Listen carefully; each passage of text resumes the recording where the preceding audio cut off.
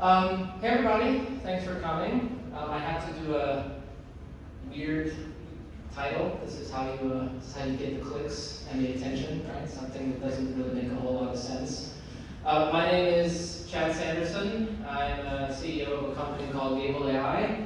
I'm also a O'Reilly author, so I wrote a book on something called data contracts. You can find it on Amazon if you check that out. I'm going to talk about something that is pretty novel. I don't think that there's anyone else in the data industry talking about this right now. And from some of the things that I've been working on over the past couple of years, I think it is probably the most transformative technology for any data management team that currently exists. So I want to get into it a bit.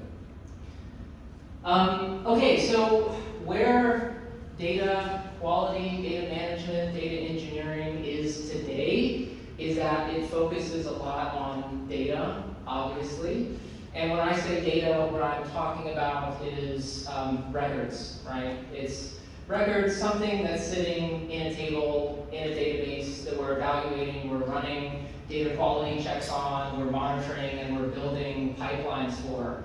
The problem is that you cannot actually prevent bad things from happening to your data if you are focused on data. It's way too late, right? By the time you see that something is wrong, it has already happened. And there's other fields in software engineering that also understand this. So security, fraud, anything operating in code quality, what they try to do is catch issues, catch problems, and understand how their systems are changing in order to introduce problems before they happen. So this is a big focus of GitHub, of CI/CD. There's a whole industry around this called DevSecOps. It's been pretty popular for the last, I would say, 10 or 12 years or so. And we've seen this big transition really away from solely focusing on monitoring to actually focusing on code. Sort of makes sense, right? Like people's Datadog bill can get really, really, really high if all you're doing is sort of checking for errors all the time. That's why we have GitHub. We try to do tests and checks in advance before things actually go into production. But generally, we don't actually do a lot of this in the data world. And there's a few reasons why. It's because it's really hard. I'm going to get into why it's hard. So I'm not going to bury the lead here. I'm going to talk about, this is more or less what I'm going to talk about, which I call code level data management. And the point of code level data management is to essentially evaluate the code that produces data, understand the dependencies, so what systems upstream produce data, where does that data actually go, who consumes it, how is it transformed, what are they doing with that data, what is the business logic associated with it. And if you have all of that information, then you can safely manage changes. If the application changes and you can infer what the impact of that change is on the data itself, from one end of your data ecosystem to the other, you avoid a significant number of outages. In some of the reports that we've done, that number can be upwards of 80%. Okay, so I think that the majority of really hard questions about data actually come from source systems. They don't come from destination systems. Things like, who is actually using this data and for what reason? What were the engineering decisions that were made to produce this data in the first place? So like, what does it mean? What is its purpose? How should it be used? What are the expectations for this data? So if I'm a consumer and I take a dependency on some event or some property, what does it mean? What can I expect it to mean in the future, and how is it going to change?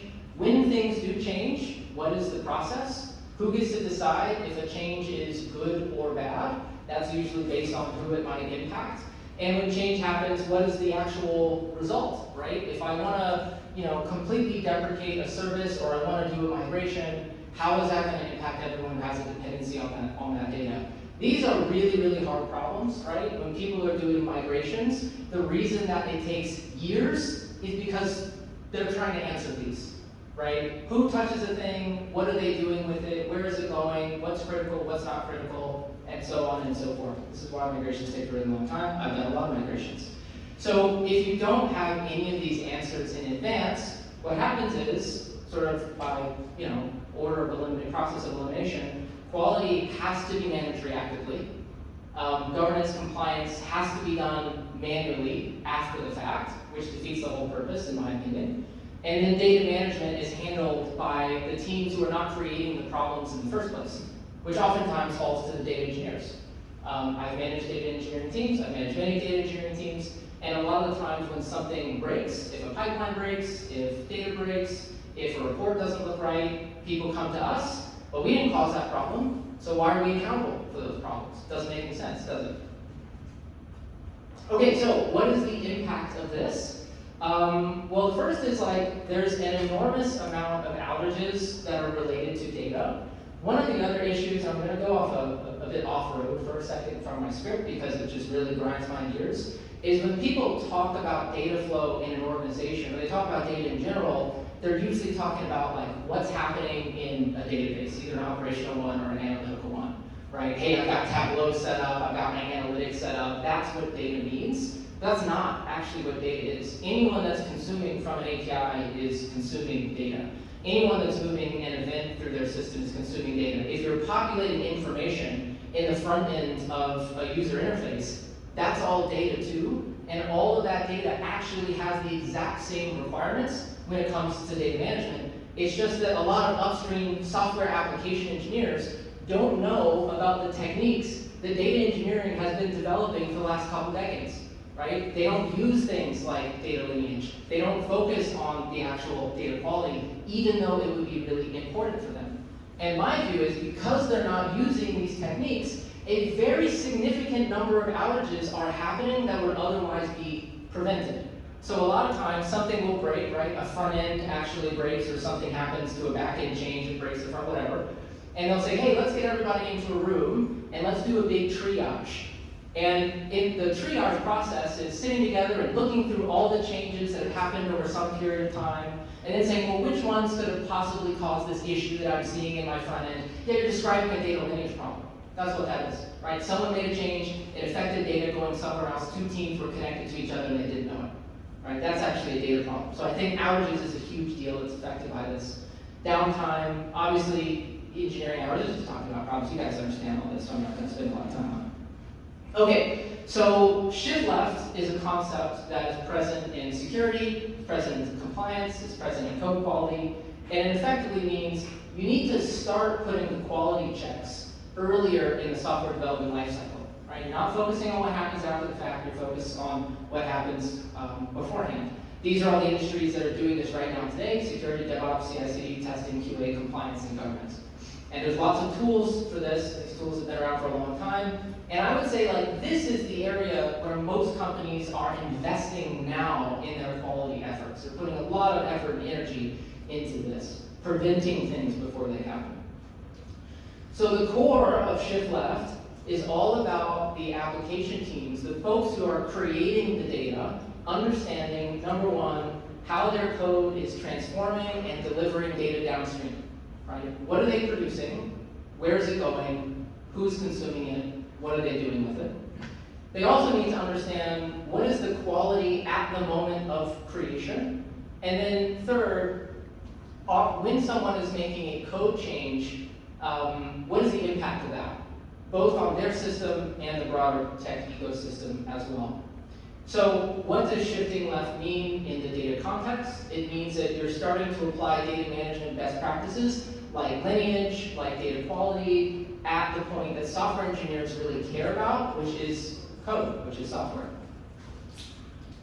All right, so I'm going to talk a little bit about lineage, because I think everybody knows what data lineage is, but I'm going to talk about a very different type of data lineage, and I think that lineage actually underpins everything else I'm going to reference as this presentation goes on, so it's important to understand.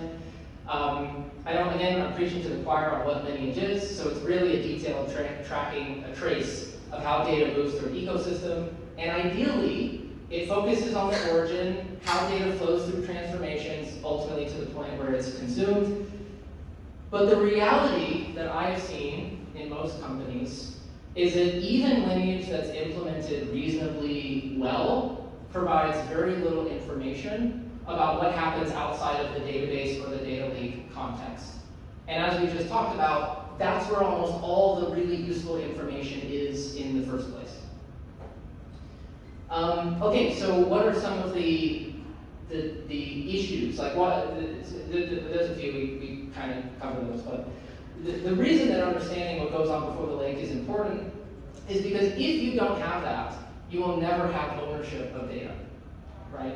If the teams who own the data, they literally produce it, don't know what the implications of their changes are on the rest of the system, they have no reason to own it, they don't know who their consumers are, and they have no accountability to those consumers because it's not visible. So what is code level lineage? So the way that I describe code level lineage is that it's field level cross-service tracking of how code-defined assets, like table schemas and transformations, are created, modified, and passed between services and repositories. Okay? So you got a little table on the left here. When you do traditional lineage, you're doing this centralized scanning, you're focusing more on the data itself. Code level lineage, you're focusing more on real-time results that are collected through CI/CD. Traditional lineage, it's really, really hard to scale, and it's high maintenance for a lot of reasons, and it's because you're talking to people who don't actually own the data, so they don't care. If you're focusing on code level lineage, then you're sort of sitting right within the software engineering lifecycle. It makes it very easy. It scales just like any other software product.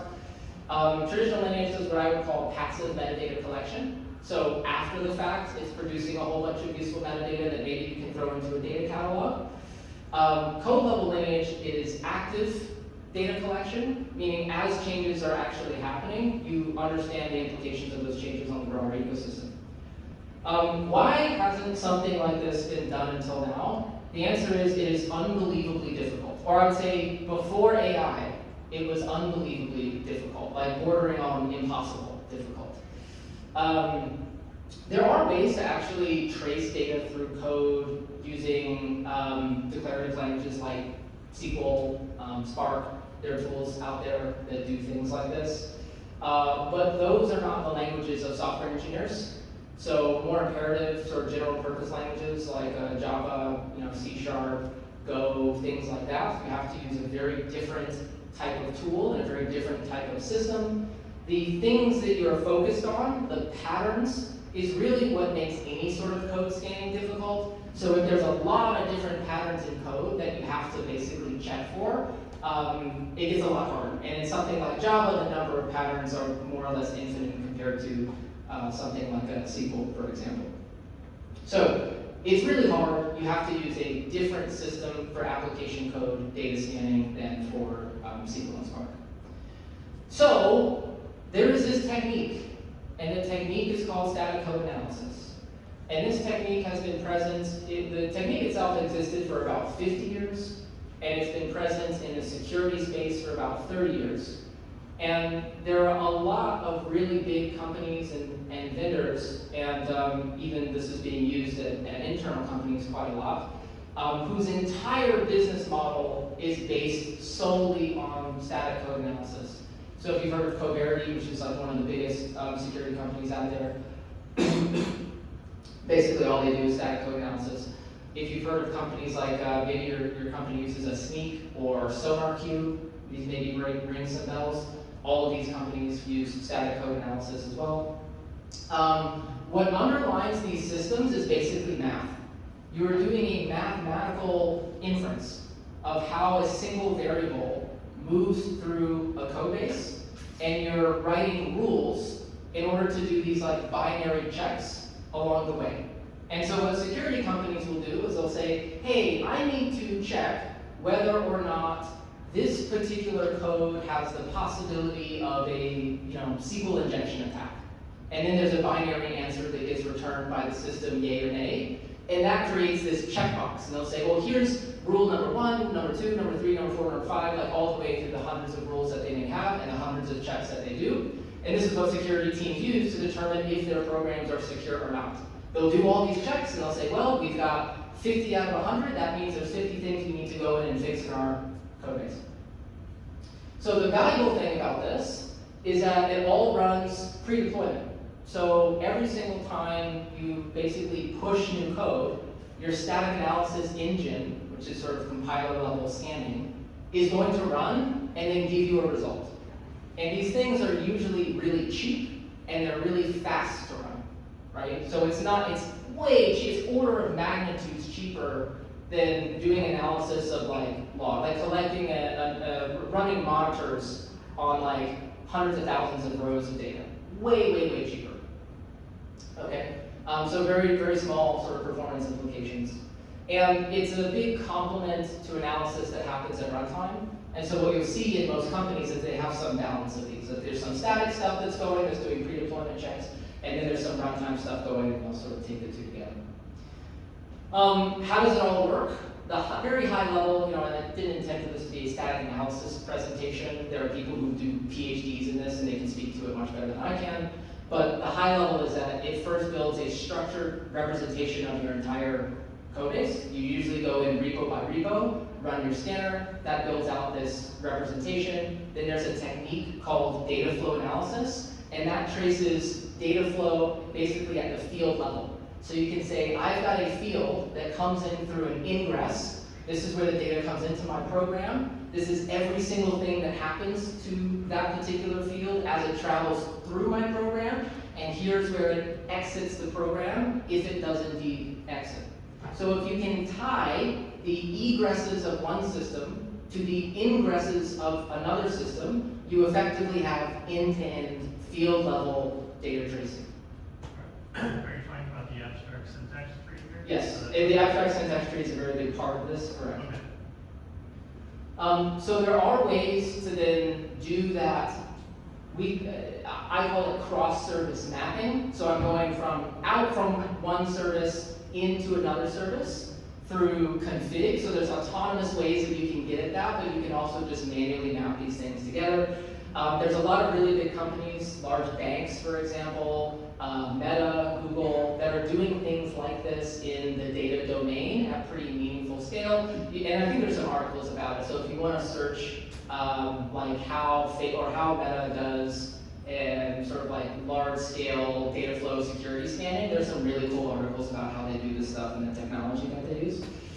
And then the final two bits is, as code changes, you sort of build this big graph, right? Here's all the fields that are flowing through my system, here's where it all goes, here's how it's all connected, and you version that, right? And so when the code changes, you compare one version of your graph to the diff. And you find all the diffs, and then from that you've got your impact analysis. You can say, oh, well, I know that this particular field has been changed in some way, and I can infer that that field, which is connected to another thing, is now not going to produce the same output. This is what it looks like, right? This is an actual representation of what static code analysis can produce after being run on a reasonably large code base. I believe this is 50,000 lines of Java code. All the little red dots that you see there is what I would call an egress point. So these are all points where data is leaving that system.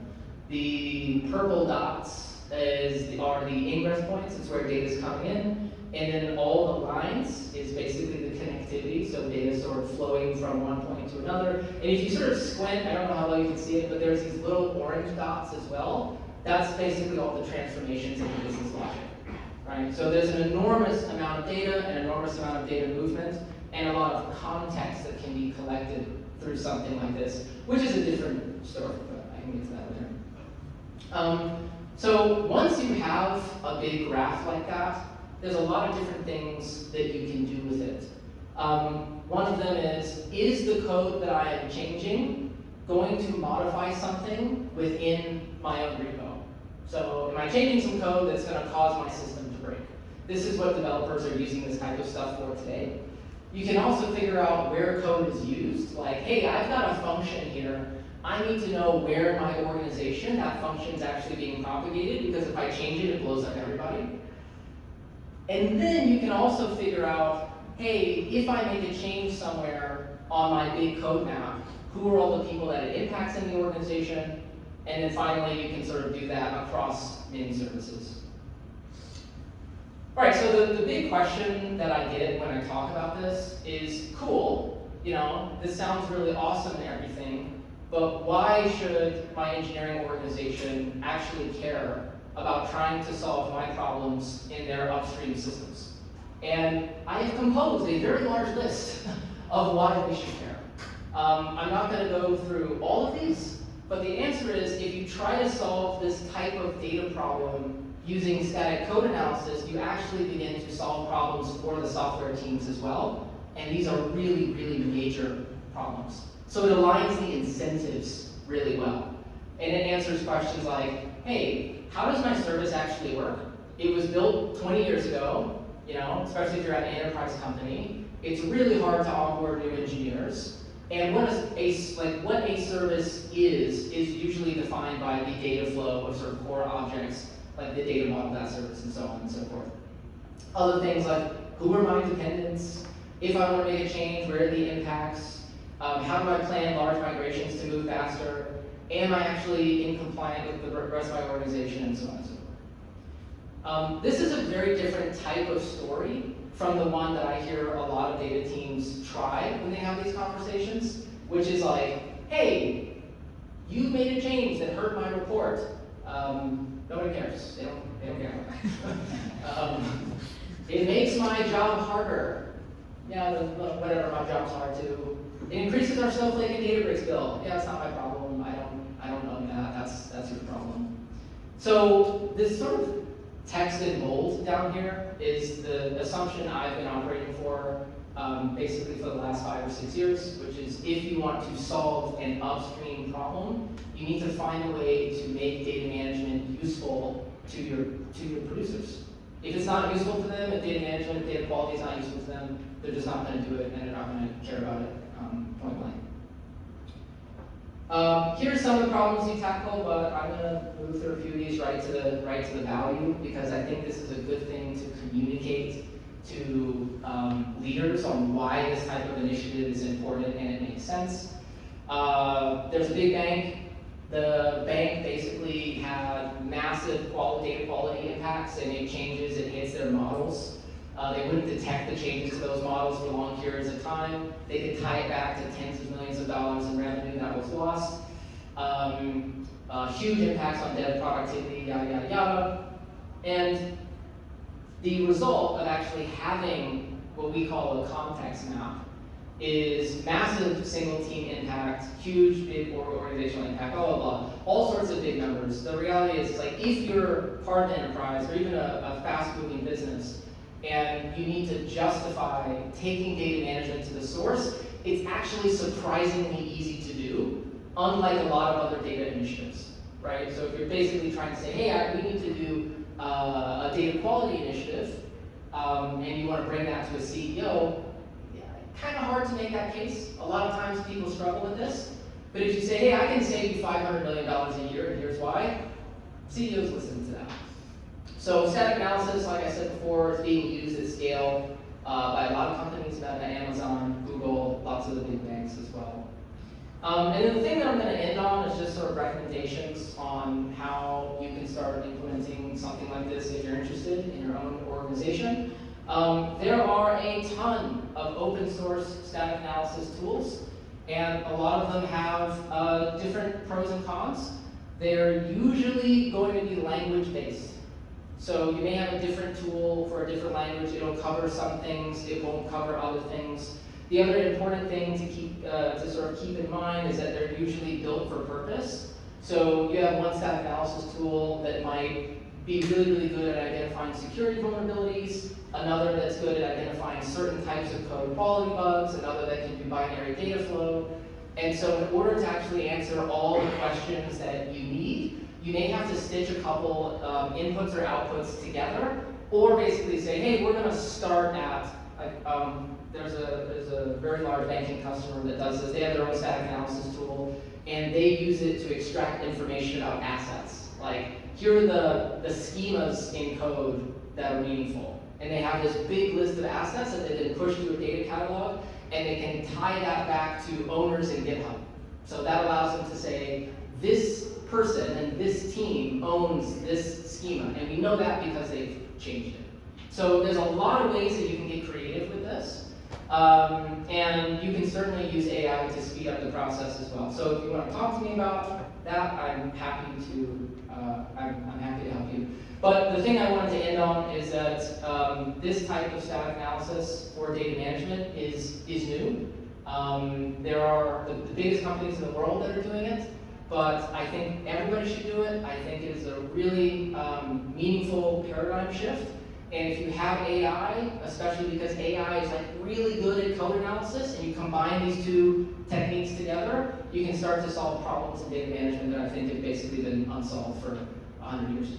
So that's it. That's my presentation. And thanks for having me.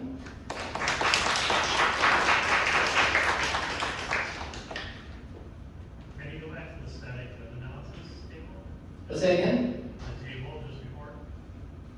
I want to get a picture of that. Sure. Yeah, go ahead. This is actually not even a very good list. Okay. If you want, I can send you over a bigger list than this one. Yeah.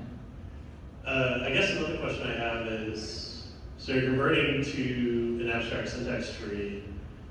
Are you using a lot more tokens to analyze everything since it's a bigger format? It's the opposite, actually. Okay. Yeah, it's actually the opposite. So basically, what the reason that the clogs of the world are so costly is because they're essentially evaluating every file in whatever the context is required to make a change. If you're using static analysis under the hood, then you're just feeding it information, relevant information, from the abstract syntax tree, which is a much, much smaller context window than ingesting all the code. And this is actually what a lot of the big AI companies are doing these days, or companies that use AI. They're not just running like raw Claude under the hood, they're running static analysis first, and then taking all that metadata and feeding it to the LLM. Okay, thanks. Hello. Thank you for the talk.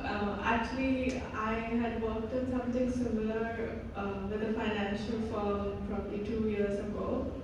Very similar problem where we were doing a migration project, and the key task was like this source to destination mapping, but it was a mess with structure of files, and it was not a really organized setup. So also, like, not a lot of AI tools were predominantly used back then, especially like in financial firms. So I used to face this issue where I did use GitHub Copilot to do the mapping, but like a lot of times it would be a wrong mapping, or it would just because like the field names are so similar, or like across multiple file codes. Yes. So yeah, my question was like, how do you set up an appropriate eval framework for such a static code analysis? And yeah. Yeah, that's a really great question. So the first thing is that some of the challenges with LLMs, and I've kind of been on this course since LLMs became popular. And it was like LLMs are very good at certain things, and they're like disastrously bad at other things. But a lot of people keep trying to make it work for the things that they're not actually that good at. The things that they're good at, I don't know if everyone's sort of familiar with how these models work, but they get trained on a lot of information. It basically builds out this big vector map of associations, and then when you ask it a question, it's effectively sort of finding it. In simplistic terms, it's finding like the median likely response. So if you ask it a question like, hey, who is the first president of the United States of America? There's a lot of associations that then lead to George Washington. So if you take the median of that, it's like always going to be George Washington, because there's a lot of those answers represented. The more specific you get in the question that you're asking, and if the question is specific as, for my code base and my databases, which are quite broad, I need you to accurately identify the map between this thing and this thing, and there might be 1,000 potential options, and you need to pick the 3 right ones, that's kind of where it starts to go off the rails a little bit. So the analogy that I use is if you imagine like a self-driving car company, the subjective nature of LLMs is amazing. You give it a subjective problem where it can be a little bit wrong and a lot right, and it does great. Like driving is subjective. There's not like one exactly right thing to do when you're driving a car. Like, oh, I have to tilt the wheel exactly this many degrees and press the brake exactly this hard. So it's awesome at the subjective driving experience. But it would be really bad at the objective navigation experience, right? Like given 10,000 satellite images of Seattle, I then want you, the LLM, to identify the most efficient route between my house and Bellevue.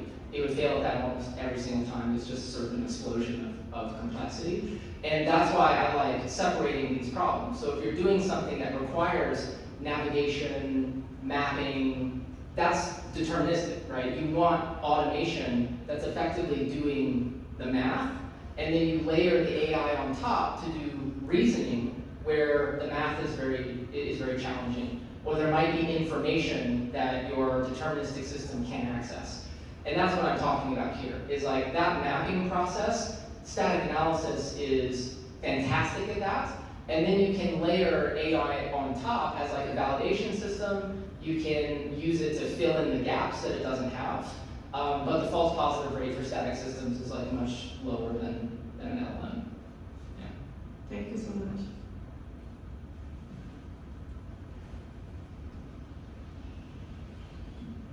Hi, thanks for this talk. It is really exciting for me to hear about this shift left. I've heard about this concept. I've worked both as a software engineer and mostly as a data engineer. And I know you started with mentioning like it's hard to even know who's upstream of data ingestion. And so that's like the very first point of like how you interact with the upstream sources is even knowing who they are.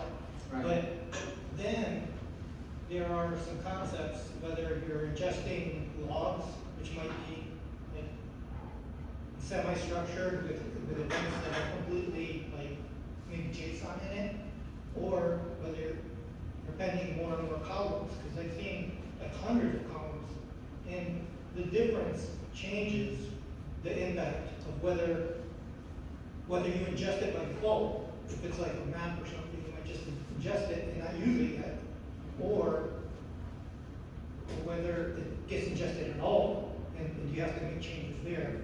And both of those have trade-offs, which depend on the scenario. But that, from my data modeling mind, those things have implications and discussions where they may not even know that the discussion is needed, and how you work with that type of upstream communication. Yeah, I mean, this is, I sort of describe this as most companies have a mapping problem. This isn't limited to data teams. Like if you ask any architect at a reasonably sized business, like, hey, I want you to right now describe to me the architecture of your services in like reasonably good detail, that would be a really, really hard thing to do just because these systems evolve really, really quickly.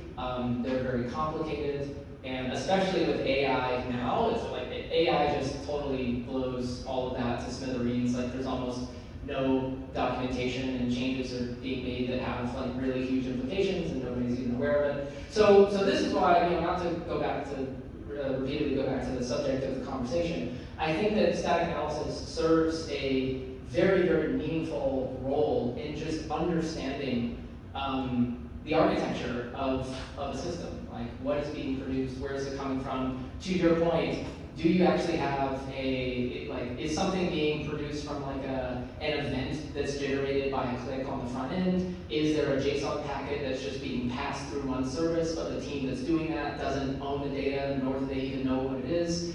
All of these things generally can be answered by looking at code, like all the transformations, all the data movement, all the data production. Of course, there's like some things where like, hey, I'm ingesting from a third party, and I don't know what's happening on that side of the fence, but as soon as it comes into our hands, into the hands of the business, code is applied to do something to that data. So if you can evaluate the code and interrogate it, then you effectively have this map of how data is moving within your ecosystem. And if you have that, then you can start having the conversations. So like 4 years ago, when I was first starting to think about some of these concepts, that was the main problem I was trying to solve as the head of data engineering team. I didn't want to necessarily stop the upstream producers from doing anything. I just wanted them to tell me when they were doing something so that I could figure out how it was going to affect my customers. But they didn't even know when the things that they were doing were potentially going to affect me. And oftentimes they didn't tell me. They just put out a message in a Slack channel or something like that, and either I'd miss it or it wouldn't be relevant enough. So I think a lot of this work, and a lot of this thinking is trying to answer human communication problems even more so than technology problems. Like technology is sort of the tool we use to solve more of an organizational issue around how we, interact with each other.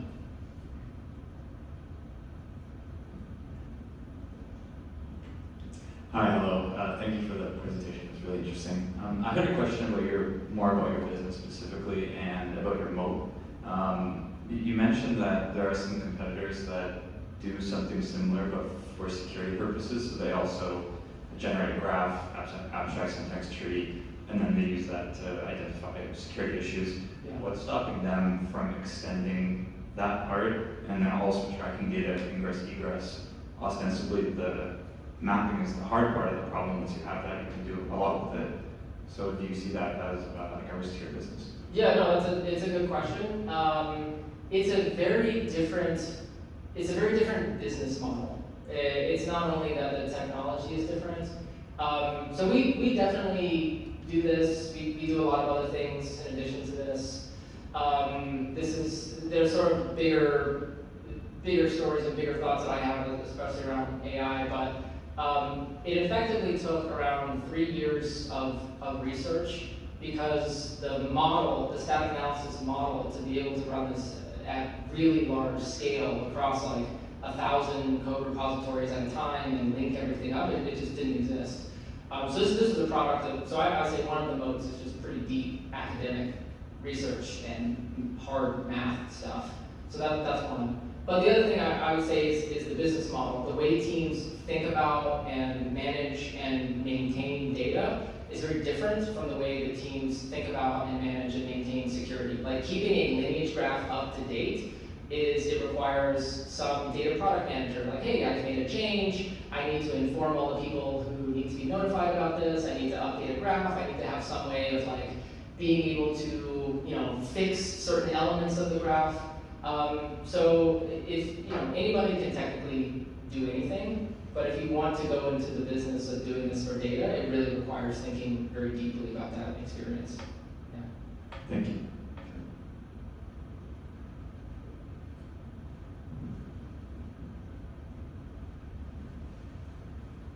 Oh, this one.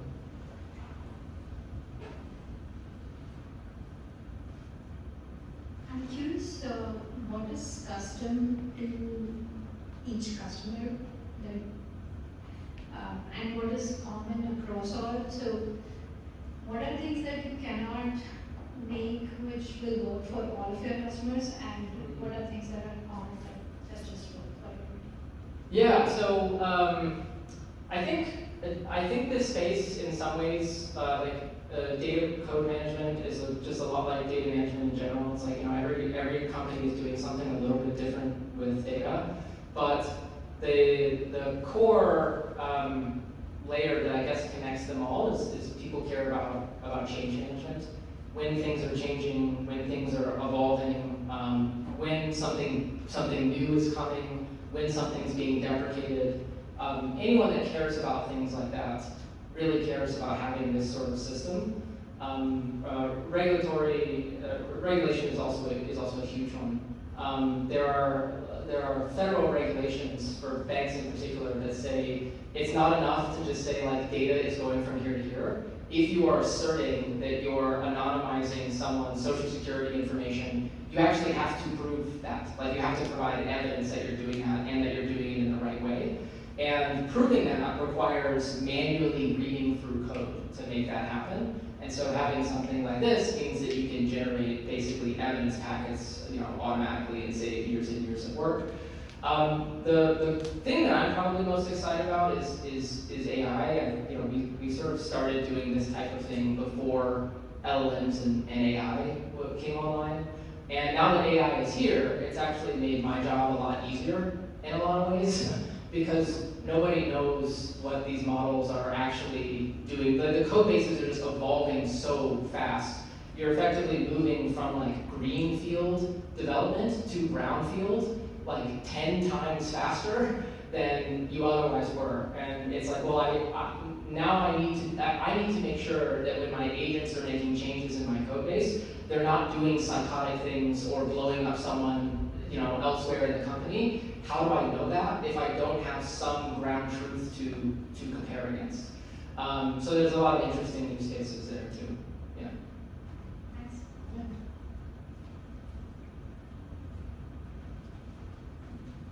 Thanks for the presentation.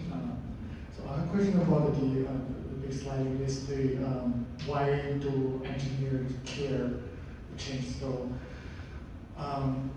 actually our company try to adopt the shift left approach, but it was slightly different. We were more focused on the schema level, like with the protobuf and outbound packaging. Yep.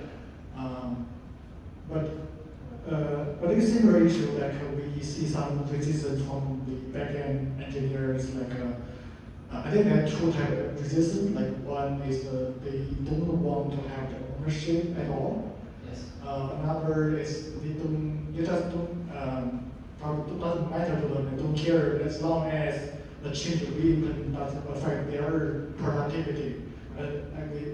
I'm curious, so before the second type.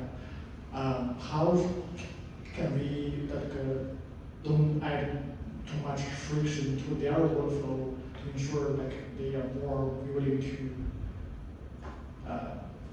adopt it? I mean, I think you're exactly right. I've witnessed so many companies that focus on large-scale protobuf Avro rollouts that I think started really great. So you have sort of one almost POC team that's willing to put their hand up and do it, and that goes awesome. And usually that team has a really good relationship with the data team, and then from there, the assumption is, okay, everybody's gonna be like this. And then it's not like that for a variety of reasons.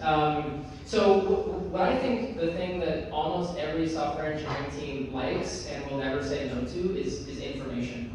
If they can have information and context, kind of like in AI, about what the changes, the relevance of the changes they are making have within their broader ecosystem, that's useful. But I actually don't think that the individual software engineers will ever really care that much about this. The people who do care are more of your management level, executive level folks, because when things blow up and break, those VPs or directors have to get into a room and figure out what went wrong and be accountable. So you probably experienced something like this. Like there was a company I used to work for in Seattle called Convoy, rest in peace. We used to have a thing called it's basically called service levels. And so there was an expectation that for every service you needed to do certain things to make sure it was secure, it was had clearly defined APIs, documentation. There's just a bunch of checklists you had to go through. And that whole thing was coordinated by the other directors of engineering because their engineers had to use those services too. And they would hold each other accountable. And so I think something like this probably has to exist at that level. Yeah, that makes sense. A follow-up question regarding, you mentioned that it's more like a leadership level communication. So yeah. I wonder, based on your experience, is there any KPIs that you can use for number of successful migration endpoints without causing incidents, something like that, that we can use to drive our more of a successful adoption? I think there's a lot of those. It really depends on what's valuable in the company. So one of the things that I've seen before, so in the regulatory context, they have, folks will have this concept of skill thread data pipelines. So there'll be some really meaningful field. They absolutely need to ensure there's quality checks on that field. There's like runtime checks. There's like all sorts of things.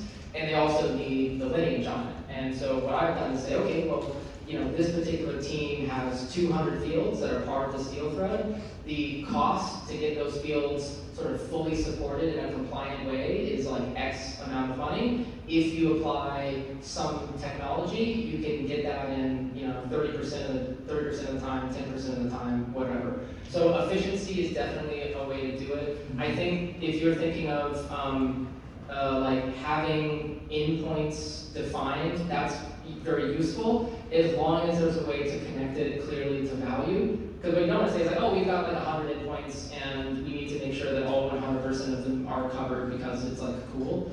If you can say instead that there's $250 million in business value being generated by the consumers of that data, and we've had incidents in the past that broke those consumers, I think that could drive closer to an initiative around, you know, support and coverage and those sorts of things. That's the thing that I've realized is like the closer that you can get an actual dollar amount and tie that to quality, the more likely it is that these initiatives are very easy to push through.